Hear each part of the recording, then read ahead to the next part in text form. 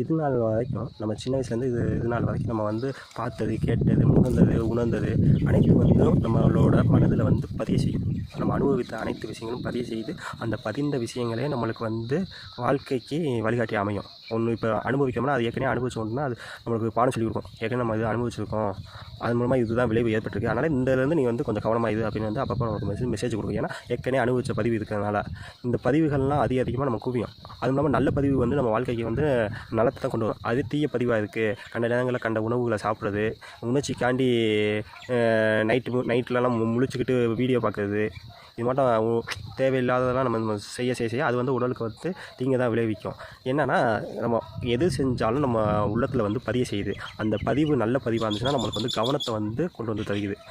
அப்படியே இந்த தவறான பதிவாக இருந்துச்சுன்னா நம்ம வந்து கவனத்துலேருந்து விலக வச்சு, விழிப்பு நிலையிலேருந்து விலக வச்சு, அது தன்னுடைய சூழலுக்குள்ளேயே நம்மளை வந்து அகப்பட வச்சு வாழ்நாளை வீண் நாளாக மாற்றுது.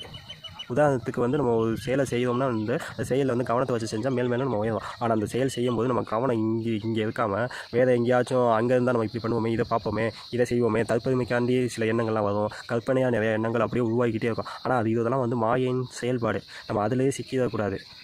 அதுலேருந்து விலகி வந்து எப்போதுமே வந்து நம்ம விழிப்பு நிலையாக இருக்கிறதுக்கு நம்ம வந்து ஃபஸ்ட்டு நல்ல எண்ணங்களில் வந்து நம்ம உள்ளத்தில் வந்து பதிய வைக்கிறதுக்கு நம்ம நல்ல எண்ணங்களை பதிய வச்சு அதை செயல்பட அது நமக்கு வந்து அனுபவமாக ஆகும். அனுபவம் தான் நம்ம வாழ்க்கைக்கு வந்து வழிகாட்டி அமையும். அது மூலமாக நம்ம வந்து நல்லெண்ணெய் பெறலாம்.